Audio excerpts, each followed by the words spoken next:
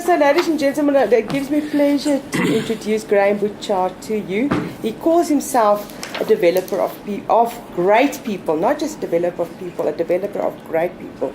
I have a short bio here. He was born in Scotland, but he's been a South African since 1969. I would have, so while he had Scottish parents, I think he's now solidly a South African.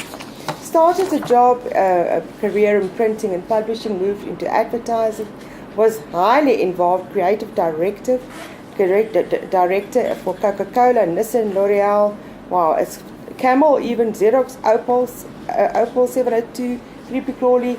You've worked in almost every type of sector.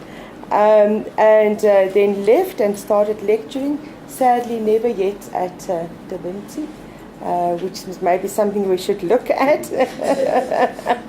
But then in 2005, studied consciousness coaching, and today works as a business innovation coach, lecturer, speaker, consultant for business and organizations, wherever he can be of help. That sounds fabulous. He published the Genius Program, which is all about how to move from habit thinking to genius living. So he positions himself as a developer of great people. Thank you very much, Graeme, and you are most welcome. Thank you, Renee. Thank you very much.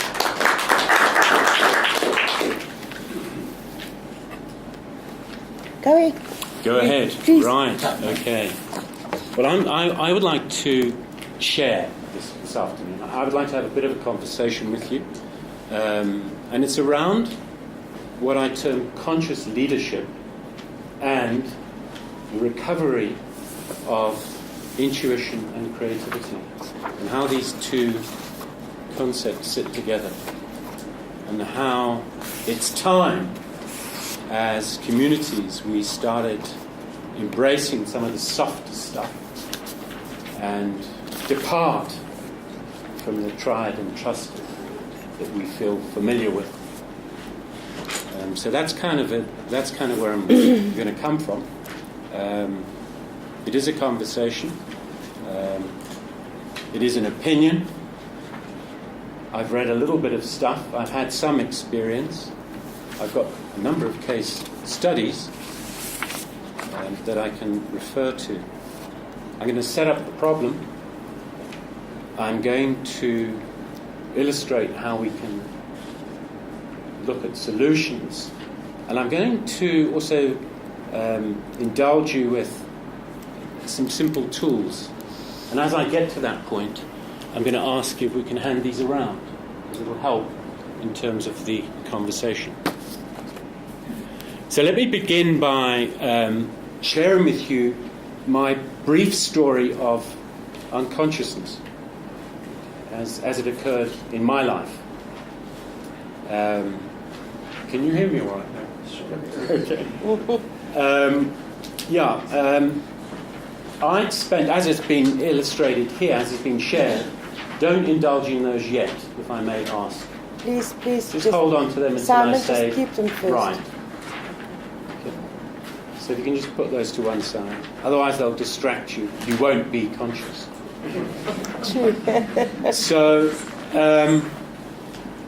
my story of unconsciousness, as has been pointed out, I spent almost 30 years of my life in the advertising space as a creative director. And that was particularly interesting in that every day of my life I was drawn to a new challenge, a new communication challenge, a new business challenge, a new corporate challenge, across a range of industry. And my toolkit for 30 years were words and pictures, and the combination of those two things to present and solve a communication strategy. Towards the end of my career, I was raised from the position of creative director into the position of managing director. And at that point, I was managing South Africa's biggest independently owned advertising agency. And I didn't know it at the time, but I became unconscious to the condition that I was in. We were very successful. We were so successful, in fact, that we, in engaged in and purchased 8 other like-minded businesses and listed the complete package on the Johannesburg Stock Exchange, and I was promoted to managing director of this entire outfit. And at that point I had some 400 people plus working with me and for me in a leadership position. I was unconscious to a great extent to what was going on. We were very successful, as I pointed out, until such time as the market took a pretty significant hit and everyone started questioning what it was that we were actually offering.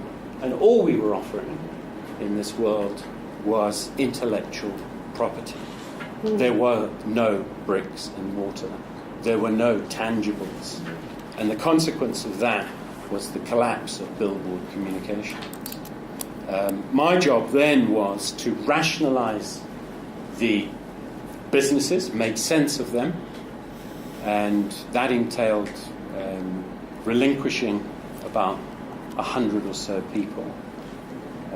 And when that job was complete, I got a tap on the shoulder to say, "Thank you very much, Graeme. You are done now as well." And I then entered this really deep period of unconsciousness. For about a year, I spent very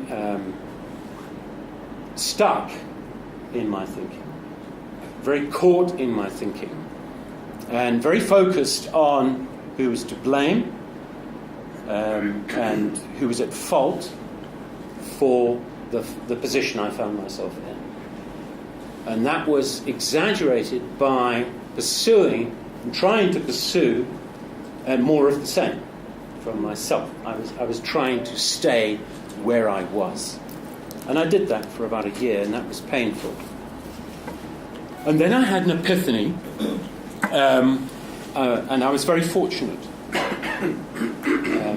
I came to realize that the very thing that I've been impressing upon clients for 30 years was the very tool I needed myself. And I hadn't seen that. I had been unable to see the solution to the situation I was in because I'd become so trapped in myself. And that was illuminated in 5 very simple words. Nothing changes if nothing changes. And that change had to take place within me. I had to recover something inside of me. And that opened a door for me, opened a passage into learning. I moved literally from the work environment into the education environment.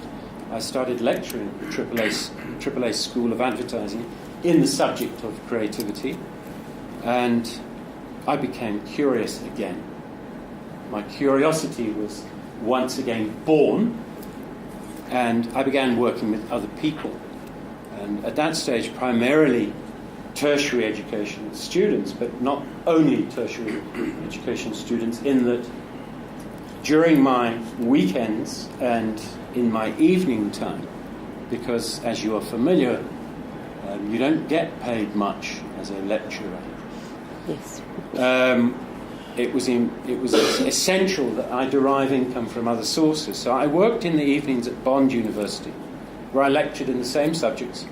And over school holidays and weekends, I was a guest often at the Cape Town Business School or Wits Business School, talking on these subjects of creativity and innovation.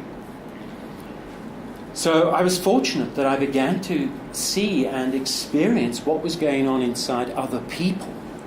And that was really spectacular, because I began to see more and more of the same problem, the same common epidemic that was rife.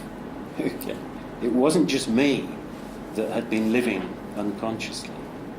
It was a great many people of all sorts of walks of life. And I saw this common problem as us doing more of the same. And just doing more of the same out of really simply habit. And at that time I came across a book called Presence by Peter Singer and others. It was co-authored. Peter Singer chaired and drove the book. And in this book, Presence, which talks about being present and everything it entails, there was a particular section that was of real interest to me, and it was the section that Howard Gardner had written. And Howard Gardner had written a lot and done a lot of research at Harvard University, and he'd done a particular project called Project Zero. And Project Zero's primary focus was to examine how young children acquired a learning methodology, what went on when we're thrown into this education environment. And Howard Gardner's research revealed, to the project's absolute astonishment, after having done all this research, that we're all born genius. Yet we also know that in larger society, in most society, certainly at an adult level, our genius levels plummet between 2 and 3% of our entire population. So the project went further. It examined various age groups, and it saw the systematic decline across various ages. For example, by the age 20, 10% of that age group are still of a genius level. And then at 23, it reaches the 2 to 3%. And what the research revealed, or what their outcomes presented, was what Howard Gardner referred to as a voice of judgment that enters our thinking and doesn't destroy our genius. That's the good news. It simply covers it over. And it covers it over with these layer upon layer of voice that we experience. And those voices can be our own voice in its various forms, or the voices of the people closest to us, our parents, our brothers and sisters, our cousins, our educators, our influencers, our politicians, our football coaches, etc. It just goes on. Our church leaders. So these voices are layered on us. I then also was curious, and I came across a book by Ken Robinson. You'll know Sir Ken Robinson, who wrote a book, In Our Element, which was particularly interesting in that he explores the softer skills. And at the same time, he presented a talk at TED, which has gone on to become the most popular talk on TED. And in it, he talks about how schools are essentially killing creativity.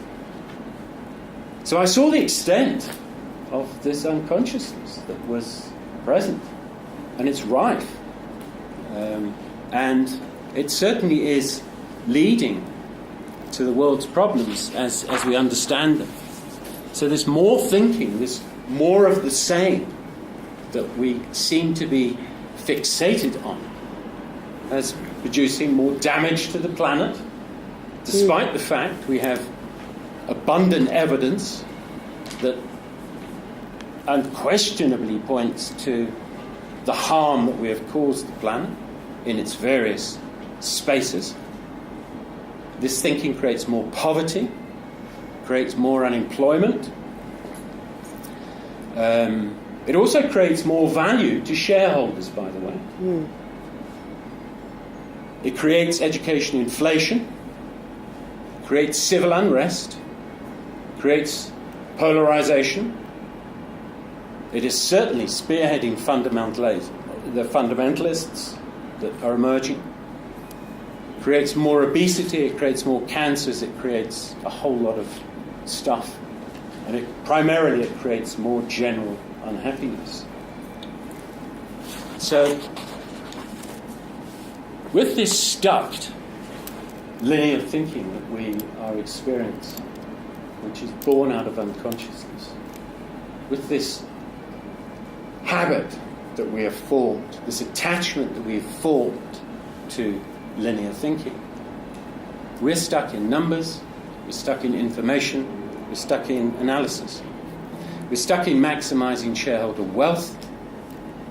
We're stuck in pursuing results and short-term profits instead of the CSI that you talk about. You know, we've done this remarkable work about triple line reporting, where we've put huge emphasis on planet and profit, at least planet and people. So all that work, all that energy spent recognizing what we need to do, yet we focus on the profit. And in fact, we call it profit, planet, people.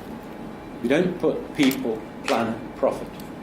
And very few organizations, despite the mandates laid on them, but delivering on that and demonstrating that, they still argue to profit. We're stuck in singular outcomes. Most organizations are stuck in KPIs, pointless routines, in being right. We're stuck in defensive, reactive responses. We're stuck in fault and blame. We're stuck using one-dimensional intelligence.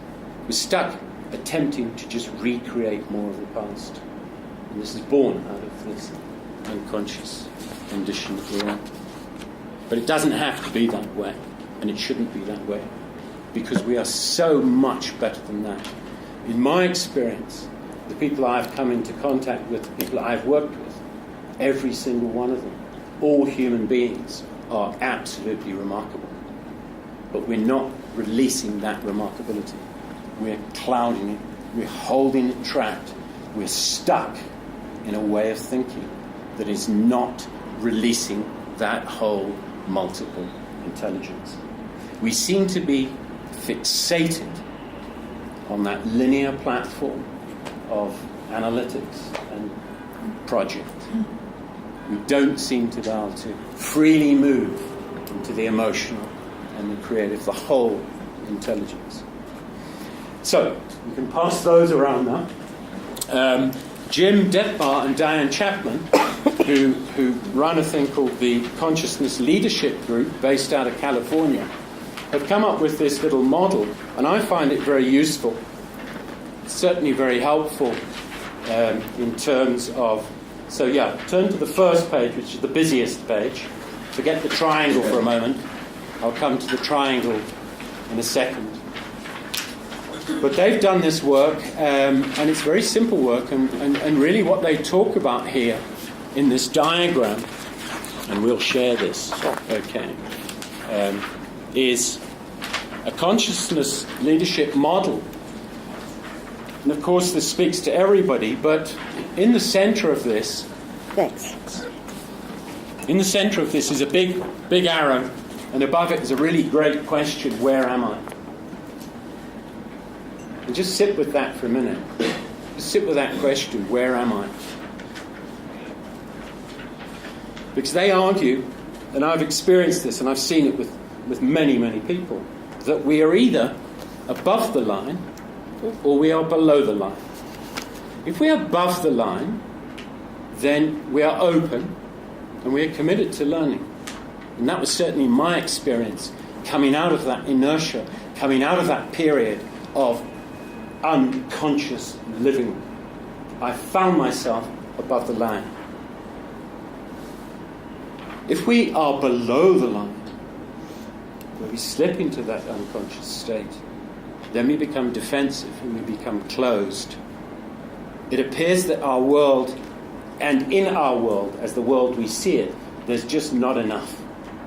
There's not enough money, there's not enough energy, there's not enough time, there's not enough love, and the list goes on endlessly. You fill in there anything that's missing in your life.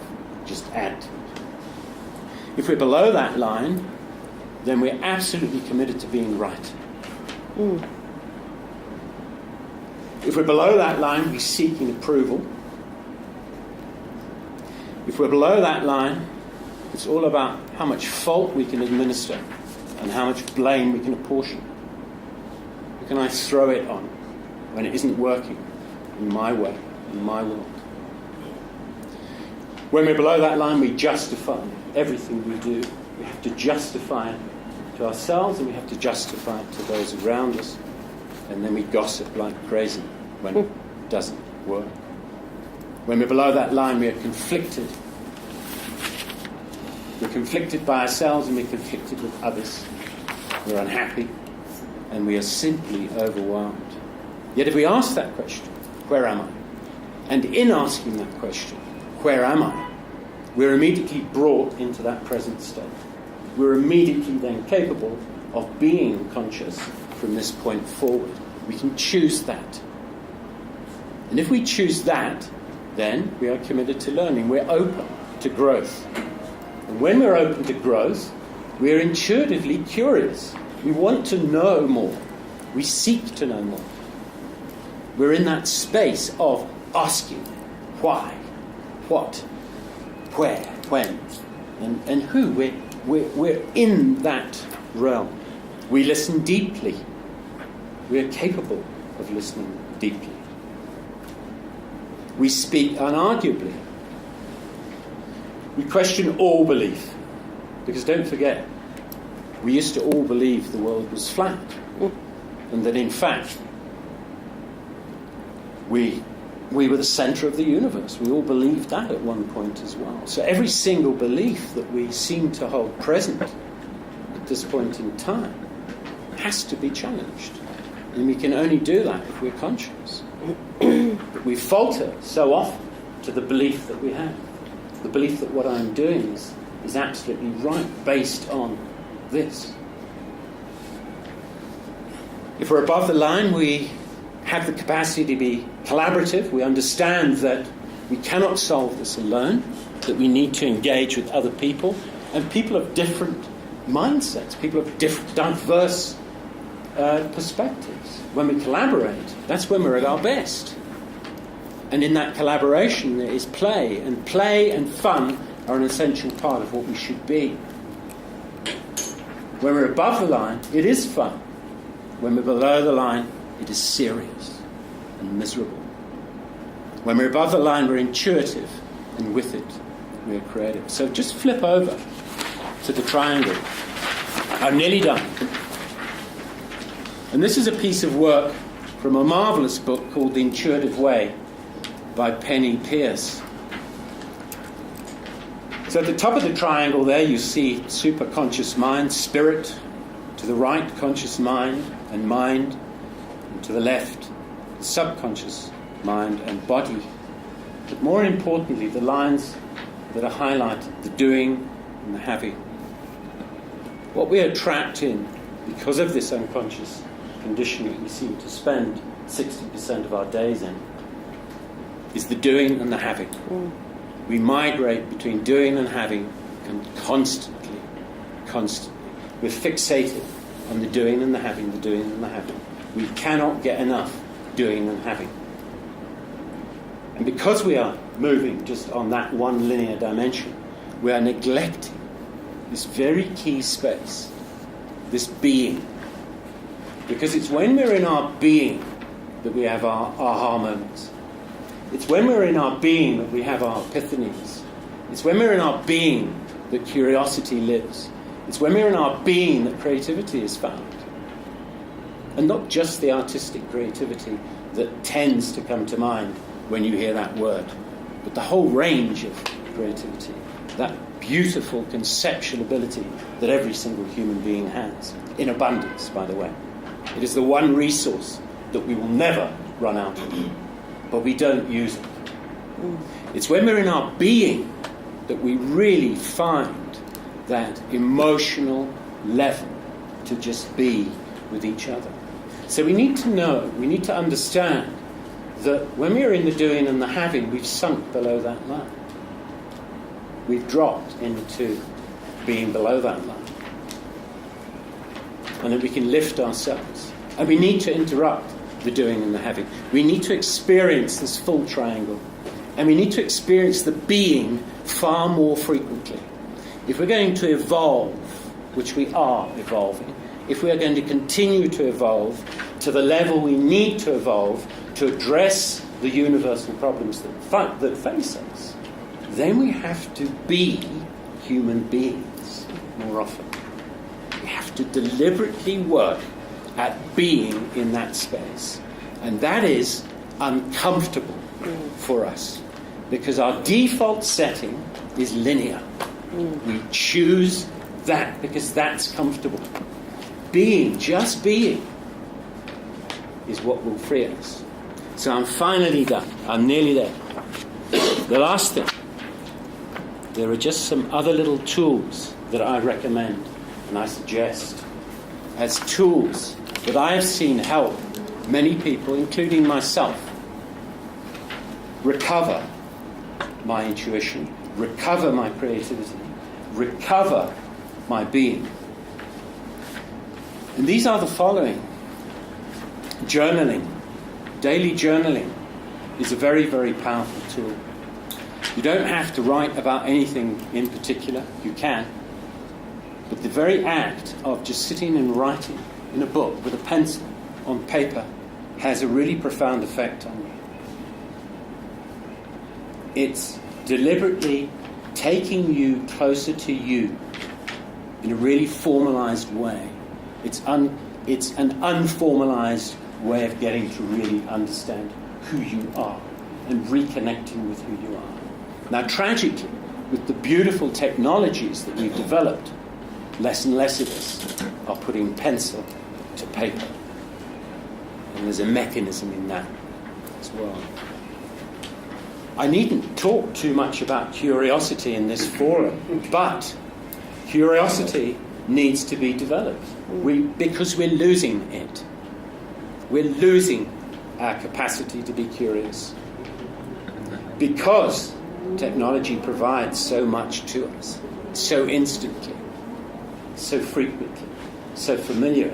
We are less prone to asking those key questions. So we need to ask whys far more often. We need to be brave in our asking whys with each other, with people in authority, with leadership, with everything that we encounter. And that requires the next thing, which is courage. We need to be more courageous. We need to be courageous to the point where we say, I don't know what I'm doing. Who can help me? I don't know how to govern this country. Can the right people please stand up now and help me? That requires courage to put my hand up and say, look, I am really not sure. Who can stand forward and help me with this? This is what I'm confronted with. Who can come forward and help me? That's courageous. And we're simply not courageous any longer. We cower behind. We cower into the space of unconsciousness, which leads to the next one, which is freedom. We need to find our freedom. And it's remarkable because South Africa is the only country in the world that has a Freedom Day. Yet I'm really disappointed and I'm terrified that when I raise the word freedom, there's this gap because I'm not convinced South Africans really understand what freedom means. I think we are deluded into believing freedom is about gaining more stuff. I have a horrible feeling that we just really don't understand what the word freedom means. Bob Dylan summed up freedom very, very well. He says it's when you've got nothing left to lose. Freedom is about getting rid of stuff. Freedom is about freeing yourself from the burden of memories that no longer serve you, from the resentments that you've built up over the years, the disappointments that you still carry forward every day of your life unconsciously. They're with you. We pick them up every morning as we put our shirts and shoes on. Okay? We pick up that memory of that relationship we had, okay? Or that disappointment contract that didn't go our way, and the blame attached to it. So there's all these mental attachments. There's all these physical attachments that we are prone to carrying forward. How many of us still have countless books on our shelves that we will never, ever read again. We sit there on the shelf, the clothes, etc., etc. So there's not just the material stuff, there's the mental stuff. And it's the mental stuff that bears us down. We're not free to experience greater lengths of creativity and curiosity until we let go of what we're sitting with. So how free do you want to be is an inquiry that we need to ask. And then, nearly done, listening. How important is that? And many of you may have read Nancy Klein's book on time to think. But how many of you actually practiced Nancy Klein's book on time to think? How many of you are actually engaged in it? Because we become too unconscious to have the time to think. We're so ritualized into doing what we're doing and having more that we give up time to think. We don't listen to one another.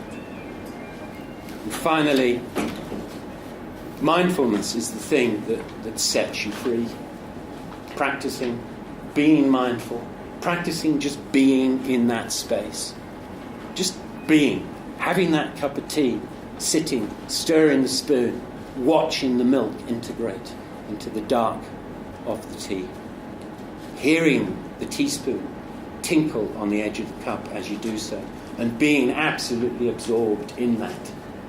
Sensing it, feeling it, hearing it, smelling it, tasting it. Being mindful, and the acts of mindfulness, the acts of meditation, that for centuries people have been talking about the benefits of.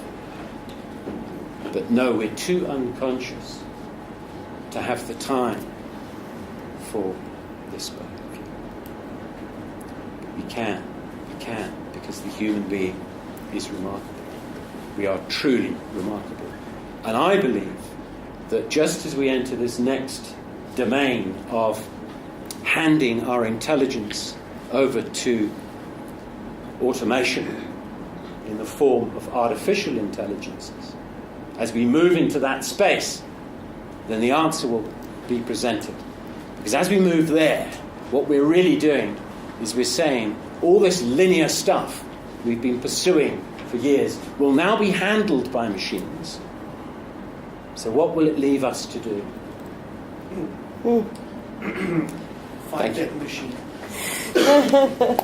Fantastic, that was most inspiring. Let's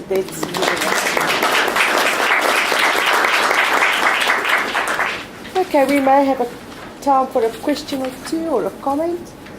Anybody? I would like to make a comment, Storm. I don't know where you are. I would like to ask you to consider whether you won't help us at the to create a bigger awareness around freedom and mindfulness. And I'm almost thinking in our community of practice, which is about 3,500 people, maybe you must talk to Storm. How can we engage those ideas on our social media platforms? Yeah. But as a particular drive from your professional world of sharing ideas around being free and being mindful. Any other comments? Yes? Graeme, I just loved it. I think the book The Velveteen Rabbit, Mm-hmm. you know, I think just the authenticity, the simplicity, the enthusiasm that you bring across. I think also Marion Williamson, you know, just having no fear and really being yourself. I had the experience, I have a friend that she's a conductor of symphony orchestras in Russia. She's got a 4-year-old granddaughter, who plays violin in a junior orchestra. And this is where you talk about being genius. I mean, that kid, you know, it's just, her natural state is genius. And that's what our natural state is, if we allow ourselves to go into that. And I would just say this triangle that you've got here, I would say let's just invert it. Because so often it's like the iceberg. And we spend so much time in trying to change through training and a lot of courses and stuff like that. You know, where the subconscious, that's where it really happens. So thank you for the the enthusiasm, the engagement. Really appreciate it. You really involved us. Beautiful. And yeah, Thank you. congratulations. Thank you. Thank Thank you you. very much. Yeah. Yeah. Shirley? It just makes me think it's something that I would love to have the time to research, but where children start getting dumbed down and how our schooling and education system starts that process. And then as you get into working places, the hierarchies in workplaces and things like that. And it's really, I think, very, very important to get that message through. I don't know how. I mean, I'm jokingly saying, not jokingly, it's true. I've got about 2 years and 3 months to pension. And then I'm released from my shackles of being a very good public servant, and then I'll be able to say a lot more than what I want to can say. But I think it's so sad when you see what happens in schooling systems, departments, government departments, even in the corporate world, that people feel the workplace is almost like this jungle. And because, and I think this sort of message, and I know Nancy Clyde's work and I really resonated with it. My question is, how does one start moving without being labelled crazy, strange, different? How does one start getting this into places, into schools, into teachers, into curriculums, etc.? It is happening. It is starting to happen because the planet's consciousness has risen to the problem. The planet has risen to the problem. Okay. So the planet is responding by ensuring that the generations that are coming down the track have a greater comprehension about what is required.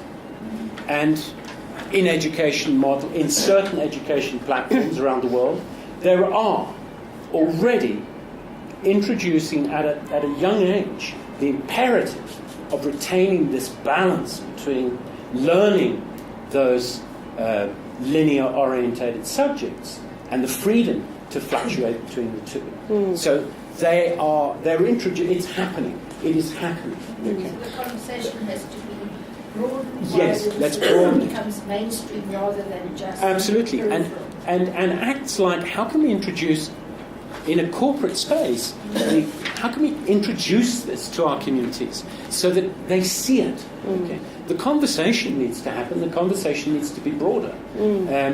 And, you know, for many years, particularly when I first moved into lecturing in that space, I was often brought into places like the Cape Town Business School and Wits Business School, and there was always a giggle. There was always this, you know, this guy that's going to talk about the soft stuff, you know. Oh, he's a, you know, and they were always an excuse, you know. He's a creative person, you know. It was always like seen as, you know, a little bit of forgiveness there, you know. You know, it's all right, you can get away with this, you know. If you'd come in here with a pair of tackies on, pal, all right, without the suit and the, you know, and a t-shirt, I think you would have got on a lot better, you know. It's that kind of mindset that we attach to what's happening, and that's the unconsciousness. There it is, bang, it's happening.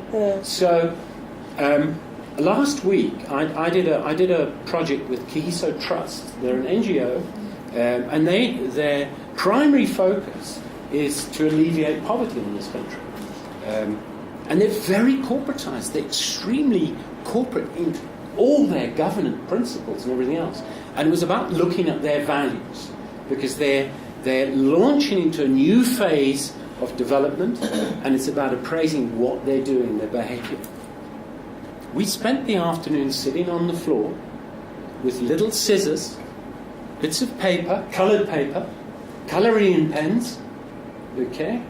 And their task was not to tell us what a value was, but to do a picture of what a value was.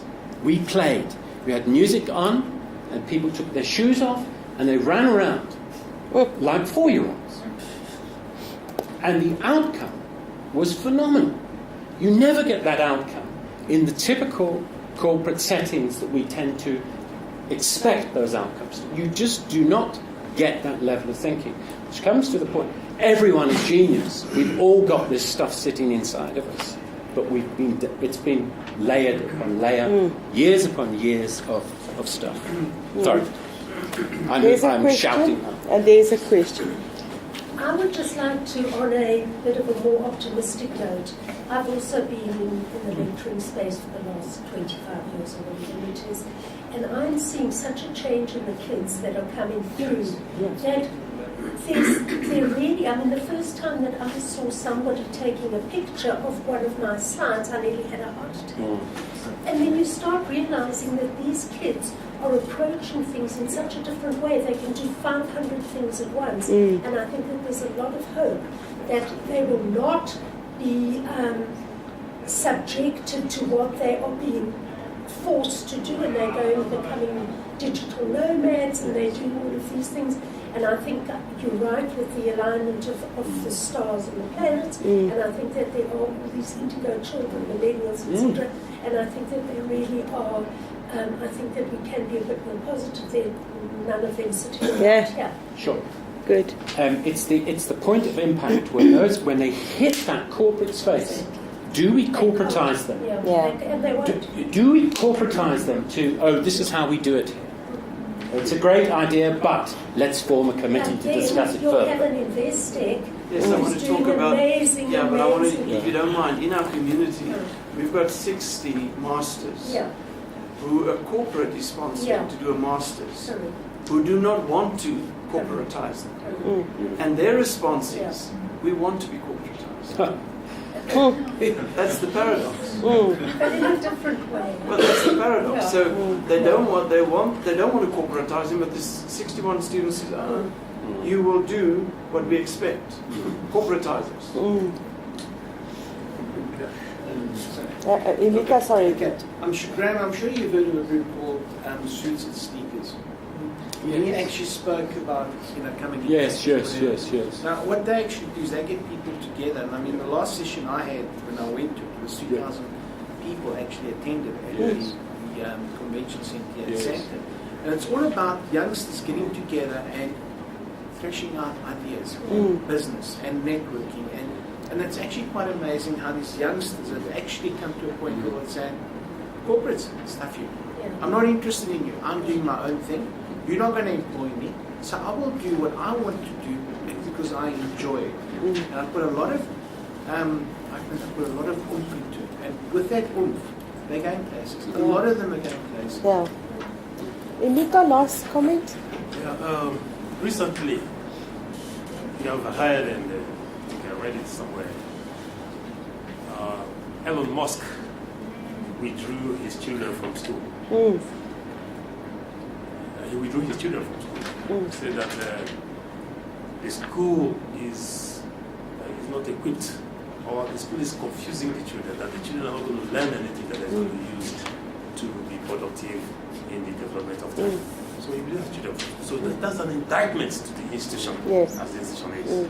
And that Elon Musk has done quite a lot of things. It's not just somebody who is like side. He has challenged things and has done a lot of things. And that's where the point you made here about courage, to have the courage to think differently and apply that thinking. Whether you're going to die with it or not, whether you're going to live with it, you should be able to do that. But how many people out there? The institution is still rigid. The society is governed by institutions. You keep on hearing people. You remember, I think, Obama went to Nigeria and said, was it Nigeria or somewhere in Africa? Kenya. He said that it is strong institutions that we should build in Africa that give to lead to the development of the state, and not strong people. I find it wrong. It's in America. He came to prescribe that in Africa. He's in America. He came to Africa and made that statement. So he was prescribing that to Africans. Okay, so I think he found himself in a position of strength where he could speak like a pope. Institutions, strong institutions, that's what you need, not strong men. And he doesn't seem to understand that strong men need to operate strong institutions, unfortunately. But the point I'm actually trying to make is this. The institutions are there to harness people. You know, like what I don't know what Prof just said now, that people were asked to come to school to study so that they would go out of the they not to be corporatized, but they are saying that they want to be corporatized because they are afraid that if they think contrary to the corporates, they are not going to find work. Yes. They're not going to find a place. They're not going to find relevance to whatever thing they need. So how do we overcome fear? How do we now be able to think contrary to what we know, these layers we are talking about, that the institutions are glossing over our thinking, our genius, that spark. The institutions are now blood. How do we overcome that? How do we change that? How do we chart a course? Each one of us was constantly asked, where am I? And we need to spread that message. If we ask the question, where am I? Okay? Then the right that we are, and that deep knowing that we are the right action, the right mind, emerges.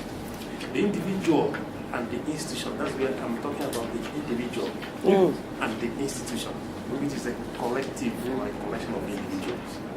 So if one individual says, if an individual rebels and finds a place that is going, has the whole institution rebelled? Has that changed the institution? Can I just come in with a slogan? I saw it this morning. Last It's one, great. okay. When I was young, I was called naughty and a brat. Nowadays, they call it ADD. Yes. That's true. That's true. Ladies and gentlemen, nothing changes if nothing changes. Graeme, thank you. There's just so many things. There's so many points that you raised which really resonate with us. The curiosity, the remarkability, the just the being different, trying to do an institution, Emeka, different, because this institution is trying to do things differently. So really much appreciated, and I think being the one that I take home is the time to think, because our lives are very busy, and people who work with me also know that my diary is always full, and I often feel, but I don't have time to think. So thank you for reminding us that we have to be conscious. Where am I? Thank you very much. Ladies and gentlemen,